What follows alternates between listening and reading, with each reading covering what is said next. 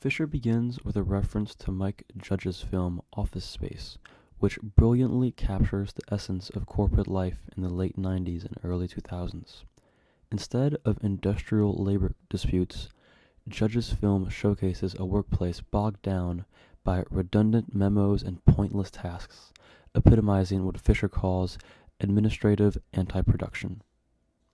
In these workplaces, a peculiar blend of informality and authoritarianism prevails. For example, employees at a corporate coffee chain are required to wear 7 pieces of flair to express their individuality. However, this superficial freedom quickly reveals hidden expectations.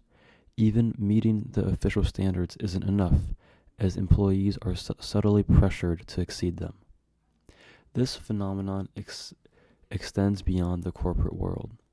In educational institutions, teachers graded as satisfactory are often forced to undergo additional training.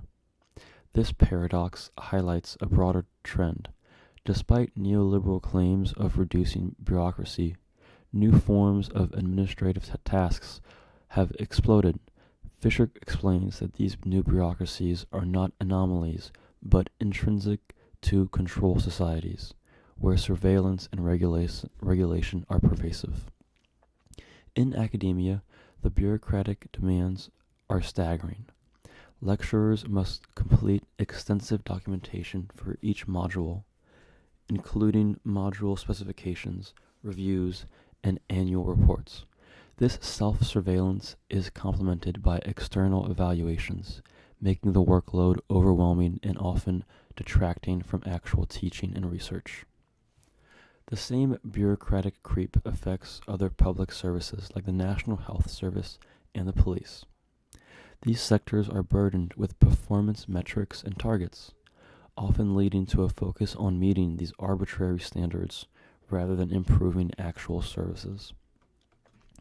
Fisher draws a parallel to Stalinism, where symbols of achievement were valued over actual accomplishments. He uses the example of Stalin's White Sea Canal project, which was more about creating a visible symbol of progress than achieving functional success. This obsession with appearance over reality is what Fisher terms market Stalinism. In late capitalism, PR and image management become central.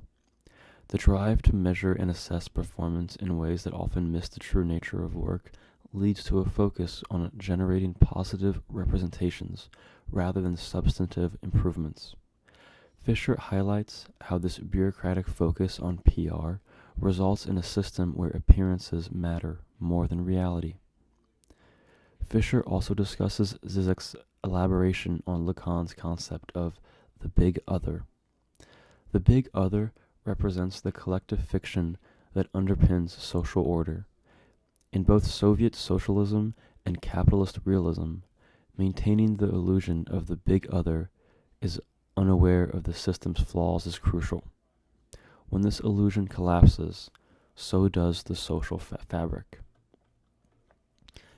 In the modern era, this dynamic is evident in reality TV shows that blend unscripted behavior with audience feedback, creating a loop where viewers' desires are mirrored back to them. This reflects a broader societal shift where feedback mechanisms drive the delivery of all services, including education and government.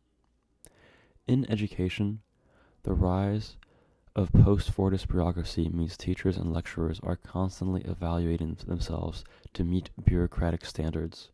This Kafkaesque situation leads to perpetual anxiety and a focus on symbolic compliance rather than genuine improvement.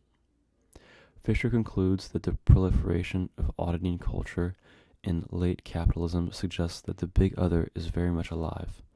The emphasis on PR and bureaucratic data creates a system where workers must engage in constant self-evaluation and symbolic self-denigration, leading to a demoralizing work environment. In summary, Chapter 6 of Capitalist Realisms provides a critical look at how neoliberal capitalism has intensified bureaucracy and surveillance, turning genuine productivity into a performance for the big other. This system prioritizes appearances over substance, perpetuating a culture where symbolic efficiency supersedes actual achievement.